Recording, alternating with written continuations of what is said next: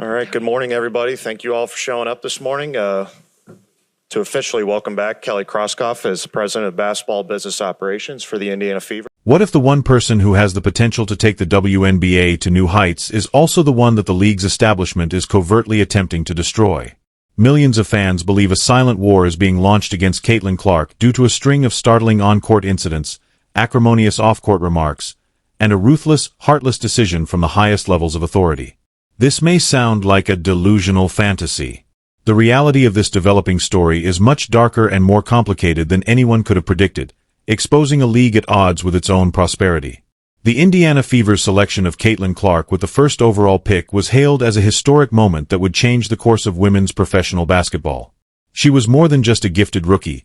She was a cultural force to be reckoned with, a rating supernova who had utterly changed college viewing and record books.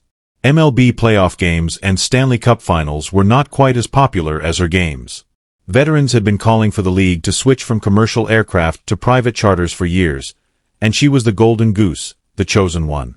Tickets on the secondary market skyrocketed to previously unheard-of levels, and arenas that had once had seas of empty seats were selling out in minutes. The Caitlin Clark effect was instantaneous, palpable, and genuine. Everything was lined up for a magnificent coronation, a hero's entry into the professional ranks that would elevate the sport as a whole. Instead, though, she was brutally and unrelentingly baptized by fire. A gauntlet replaced the welcome mat that had been removed from beneath her. It was terrifyingly obvious from her first game that this would not be a simple transfer. The physicality existed on a completely different level. Defenders weren't only taking up space, they were also larger, stronger, and quicker. With each bump, shove, and hard screen, they were conveying a message. However, this was more than just a formidable, expert defense. It was so intimate. It was a focused, brutal campaign that appeared to have been painstakingly planned to punish her, confine her, and make her doubt her role in this league. And that silent message was going to be conveyed in the most blatant, indisputable manner imaginable, igniting a whirlwind of controversy that would reveal the league's nasty, bitter underbelly. The blows she was receiving on the court were only the beginning of a worse tale. It was during a heated game against the Chicago Sky that everyone in the sports world understood something was seriously, profoundly wrong. It wasn't a difficult box out under the rim or a hard screen while battling for position. Chennedy Carter delivered a brutal blindside shoulder check that had no place in the game of basketball. Carter assaulted Clark in addition to committing a foul. A cheap, cowardly, and obvious shot that was delivered far from the ball caused Clark to fall violently to the ground. The world erupted in a unified cry of anger as soon as the play got viral. This was not a moment of welcome to the league. This message was delivered with malicious intent and was an intentional attempt to do harm.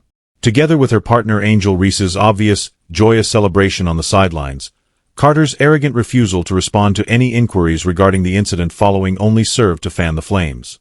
The deep-seated animosity and hatred that many had believed were simmering beneath the league's surface were revealed by this one horrible incident, which came to represent everything wrong. Fans learned everything they needed to know from the WNBA's pitiful initial response, which was a mere common foul that was only raised to a flagrant one after intense public criticism. The biggest star in the league would not be shielded. Caitlin Clark was by herself. There was more than one player on one team involved in this conflict. It was a planned campaign by veterans who believed she had not paid her dues or earned her stripes, and it was a league-wide phenomena. However, a much more terrifying story started to surface from a place no one wanted to believe, her own locker room, while everyone else was discussing the foul and the league's cowardice. As the season went on, a very unsettling trend emerged that was impossible for professional basketball experts, retired players, and internet detectives to ignore. Arguably the world's best shooter, Caitlin Clark, would be wide open on the perimeter, hands up, calling for the ball on multiple occasions, only to have her teammates completely ignore her. There was no denying the tape. While Clark stood by himself, passes would be forced into players who were double-covered in the paint, guaranteeing 3 points. The Indiana Fever's on-court chemistry appeared to be broken, fragmented, and occasionally purposefully undermined.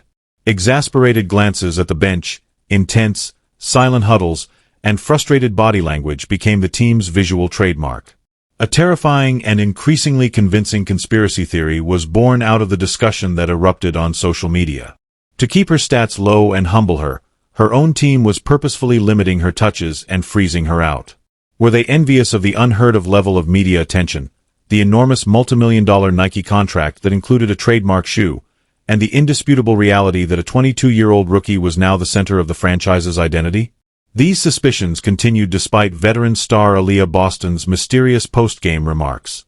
Her responses to reporters' questions on the apparent lack of chemistry were frequently condensed, evasive, and rife with corporate jargon, suggesting a deeper annoyance she was unable to express in public. The story was quickly changing from a straightforward account of a rookie finding it difficult to adjust to the terrifying prospect of an internal revolt. Were the players who were meant to be her allies deliberately undermining this generational potential in addition to her opponents?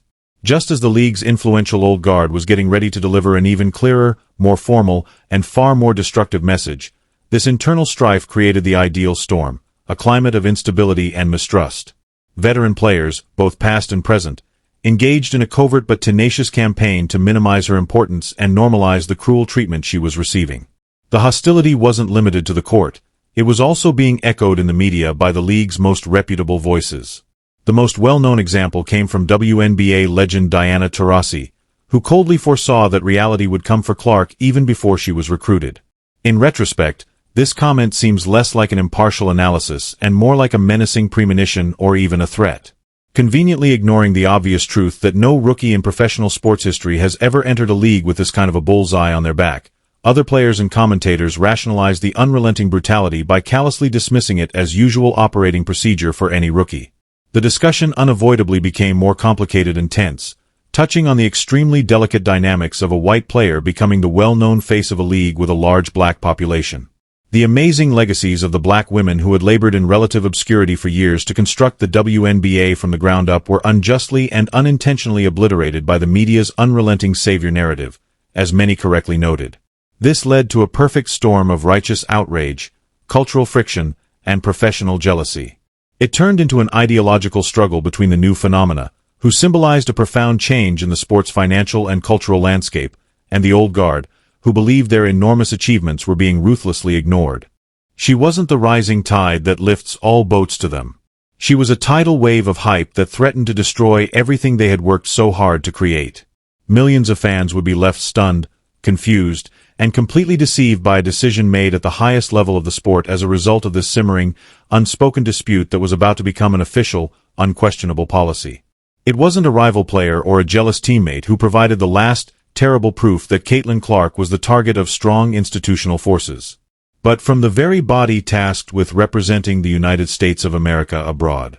Caitlin Clark was left off the Team USA Olympic roster for the Paris Games in a decision that defied every reason: financial, competitive, and otherwise.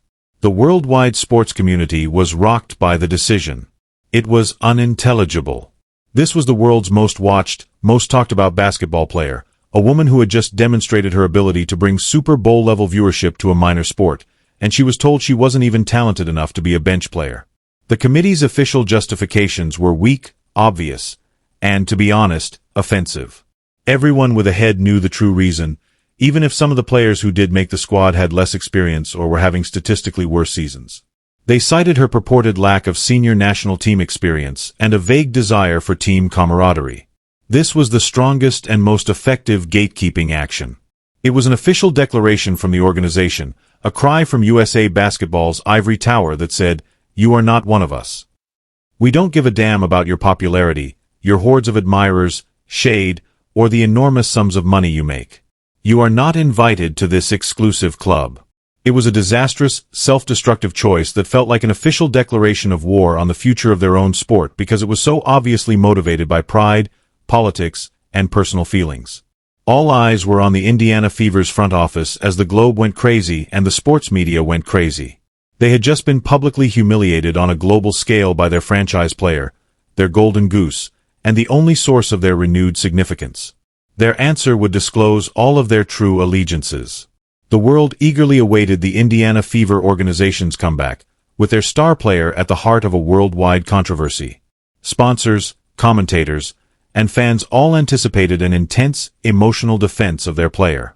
They expected a public statement of steadfast support for their troubled youngster and a harsh press release denouncing the Olympic Committee's absurd choice. Instead, they were met with a soul-crushing, deafening, and planned quiet. Fever. The WNBA season, Caitlyn's promising future, and the significance of the long term were the only corporate-approved statements made by President Lynn Dunn and the rest of the front staff. There was no emotion, no anger, no fire, and no fight at all. And the actual awful choice from the video's title was eventually exposed in that terrifying moment of inaction. It wasn't a contentious roster snub or a single hard foul. The Indiana Fever made the cold, hard, strategic decision to forego fighting for their most prized asset. Instead of standing up for the individual who was financially supporting their team's comeback on their own, they opted to play the political game in order to avoid upsetting the league's influential and spiteful establishment. It was a heartbreaking betrayal, an obvious and undeniable statement to Clark that she was not a player to be defended and supported but rather a commodity, an asset to be controlled and profited. They eagerly packed their arena to the rafters and sold her jerseys by the truckload. However, they recoiled and retreated when it came time to defend her against the firmly established old guard. This callous business calculation demonstrated that even her own organization was prepared to temporarily jeopardize her welfare in order to preserve their precarious position within the league's inflexible and harsh power structure.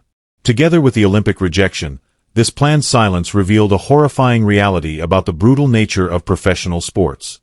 The relentless money machine and the unchangeable established culture are two strong, competing forces that are at the heart of the vast fight. The money is Caitlin Clark.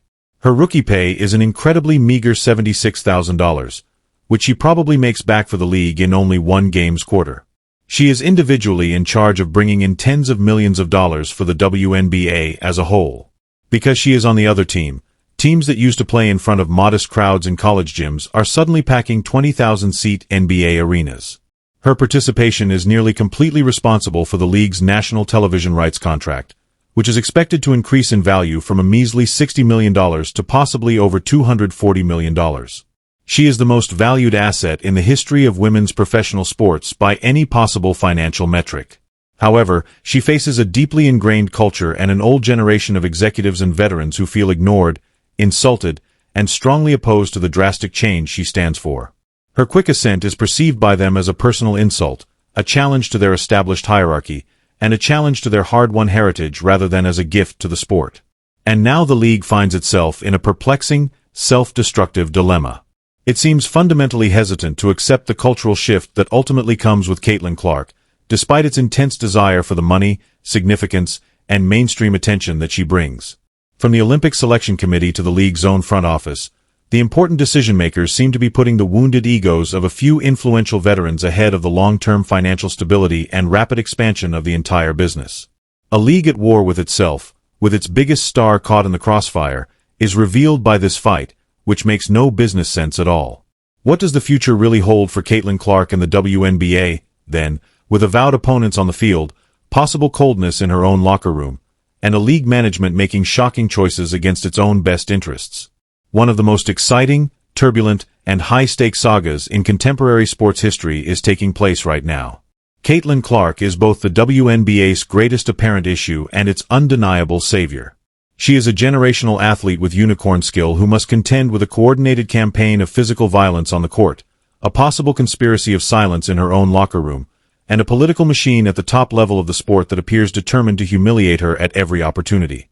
There is no turning back at this crucial juncture for the league. On the slim shoulders of this unique celebrity, one route leads to unparalleled growth, international recognition, and unthinkable and financial wealth. The other route is one of pride, eating tradition, and insular gatekeeping. It runs the risk of alienating millions of new followers, wasting a once-in-a-lifetime chance, and mishandling the greatest gift the sport has ever received. What's left is a terrifying question.